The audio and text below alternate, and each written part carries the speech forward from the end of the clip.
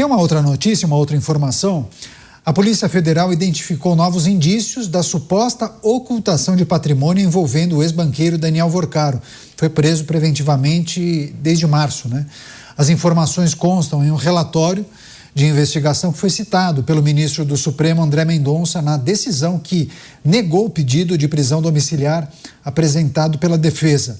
Segundo o magistrado, os elementos recentemente descobertos reforçam a necessidade da manutenção da prisão para preservar o andamento das investigações.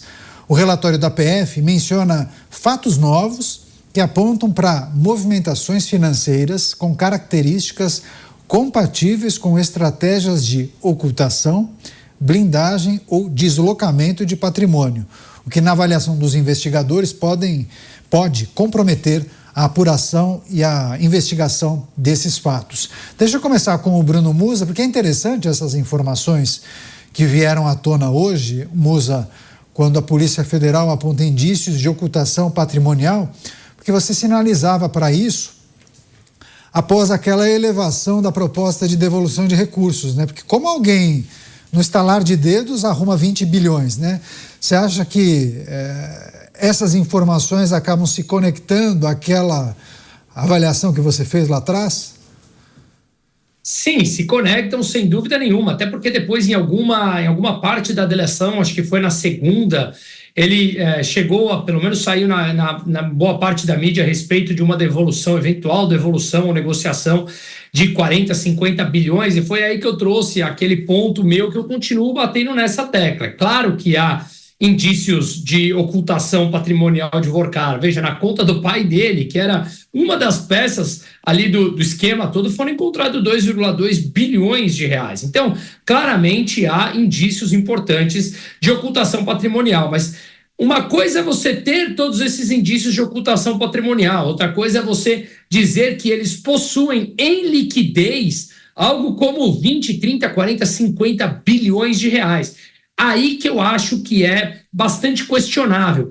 E não é por nenhum tipo de, ele não teria condição ou não teria coragem de roubar uma quantidade desse montante. Não, é que pela forma como vem sendo especificada, compras de ativos ilíquidos, superfaturamento através do ativo do banco, que eram muitas vezes inflados para colocar no balanço e ele poder captar mais dinheiro. Uma boa parte disso se perdeu, que o FGC pagou. Outra boa parte eram em cotas de empresas que não tinha valor nenhum.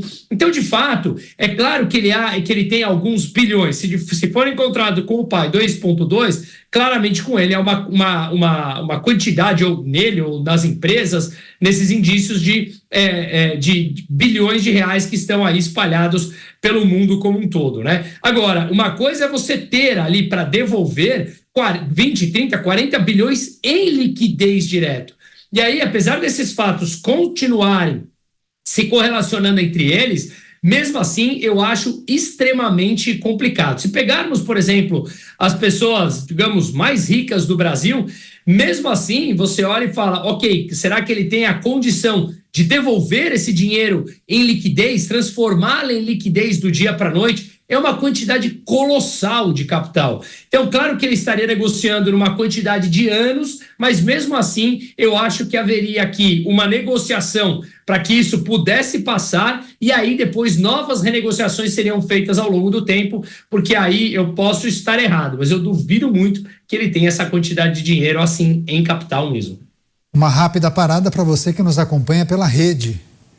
Sigo aqui com os nossos comentaristas. O Diego Tavares agora vai avaliar essa informação que foi divulgada por vários veículos, a Polícia Federal, e a identificação de indícios que apontam para ocultação de patrimônio de Daniel Vorcaro. E chama atenção, né? Porque em uma versão da delação havia a proposta de devolver 40 bilhões. E em uma outra, o valor tinha sido elevado para 60 bilhões. Convenhamos, né? Não estamos falando de 500 mil reais para 750 mil, né? De 40 para 60 bilhões. Para além da ocultação patrimonial, há muitos elementos que a gente pode também se apoiar, como, por exemplo, uma informação que dizia que Daniel Vorcaro tentaria a autorização para voltar a operar com o Banco Master ou com algum outro banco, com outro nome, enfim. Imagine só se ele conseguisse essa autorização. E quem iria investir no banco? Que é preciso, para você colocar o seu dinheiro no banco é preciso confiança, né, Diego Tavares? Enfim, onde é que está o dinheiro? Olha, Caniato, nesse Brasilzão não dá para duvidar de absolutamente nada, mas eu desconfio que, considerando o número de autoridades que nós sabemos, porque ainda muitas outras estão ocultas, mas considerando o número de autoridades que Daniel Worcaro tinha na sua folha de pagamento, ou que supostamente tinha na sua folha de pagamento, talvez ele tivesse algumas ideias um pouco mirabolantes para conseguir esse dinheiro destinado ao pagamento, a essa devolução de capital. É muito difícil a gente projetar o que se passa na cabeça do grande cérebro de um esquema tão grande quanto é o esquema do Banco Master, né? A criatividade de Daniel Worcaro para a construção desse esquema certamente seria empregada também para tentar se livrar da situação na qual ele se encontra. Eu, particularmente, logo que surgiu essa proposta de devolução de valores, ela não soou bem aos meus ouvidos. Dá uma impressão de que em grandes esquemas de corrupção, como o esquema do Banco Master, existe um preço para a liberdade do réu. É colocado uma tabela de preços para que a pessoa possa se furtar dos seus compromissos com a justiça brasileira. Isso fragiliza ainda mais as instituições, de sobremaneira o Poder Judiciário, que já se encontra em uma crise reputacional muito profunda. Então, ainda que Daniel Worcaro tivesse esses recursos a serem devolvidos, isso deveria ser praticamente automático, algo consequente das investigações que mostrariam o prejuízo aos cofres públicos, o prejuízo ao mercado privado. Isso deveria ser uma consequência automática de sua condenação e não um preço para que ele tivesse um abrandamento ou uma anulação de sua pena. Mas, repito, talvez as ideias de Daniel Worcaro estivessem mais ligadas às pessoas que poderiam viabilizar esses recursos do que ao patrimônio próprio que ele pode ter aí ocultado ou não ocultado, ou a possibilidade que ele tem de retornar ao mercado privado. Mas o fato é que o Banco Master ainda se encontra em seus capítulos iniciais, muita coisa ainda será revelada, muita coisa ainda virá à tona e talvez as respostas dos locais onde Daniel Worcaro pode ter esse volume imenso de dinheiro escondido para honrar com essa proposta que ele fez ao governo brasileiro. Programas Pingos nos Is, recebendo a rede de rádios, todos com a gente aqui. A notícia e a Polícia Federal avançando com as investigações e levantando apontamentos que revelam indícios de ocultação patrimonial de Daniel Worcaro. Mota, a gente poderia lembrar de outros eventos, né? Outros casos, e também é preciso respeitar o que diz a população pelas ruas, né? No mundo real, qual é a impressão? Essa pessoa não será punida adequadamente. Poxa, ele roubou muito dinheiro, ainda que ele devolva, tem muito dinheiro guardado em algum local. As pessoas têm essas ideias, né? E aí quando uma pessoa que é investigada propõe a devolução de 60 bilhões, as pessoas acabam fazendo a seguinte reflexão. Bom, beleza, se ele topa devolver 60 bilhões, ele vai ficar com zero na conta? Ou será que tem uma reserva especial guardada em algum lugar? É o que as pessoas dizem, né?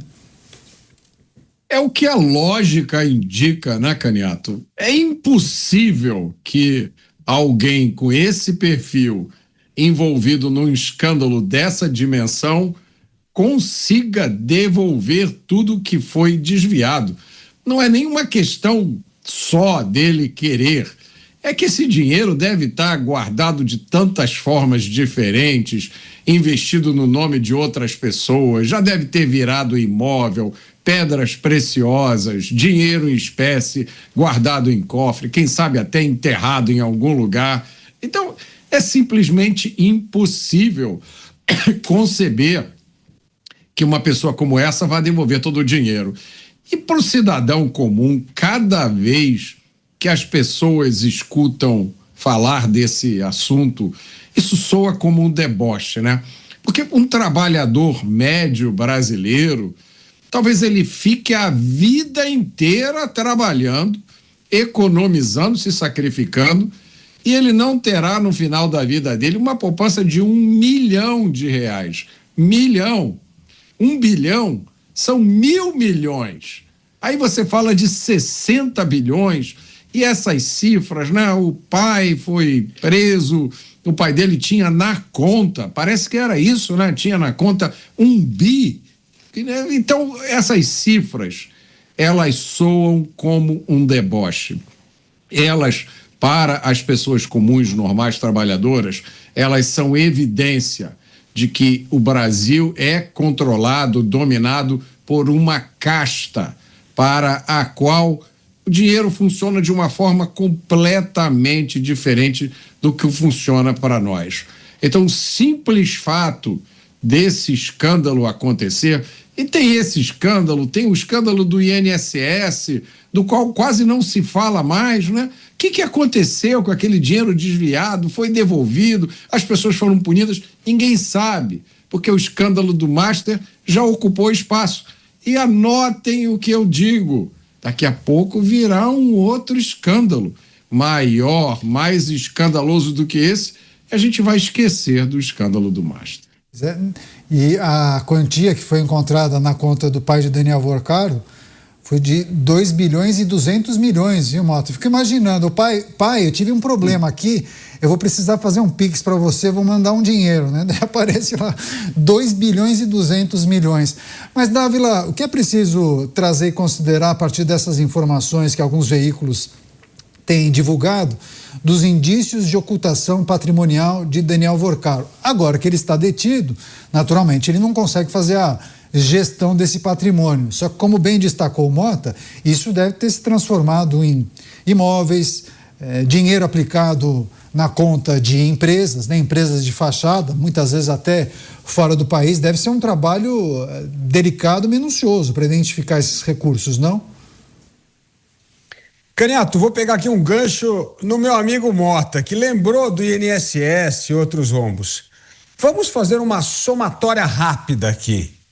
Se somarmos 90 bilhões de reais roubados dos aposentados com os descontos indevidos do INSS, do consignado, com mais 8 bilhões estimados do outro roubo do INSS, aquele que foi lá para os sindicatos, e depois somarmos aos 60 bilhões de reais que Vorcaro disse que devolveria aos cofres brasileiros, essa soma daria em torno de 160 bilhões de reais roubados pelo governo do PT. Então, vamos pensar uma coisa, 160 bilhões de reais roubados, divide por R$ 1.600, que é o valor do salário mínimo.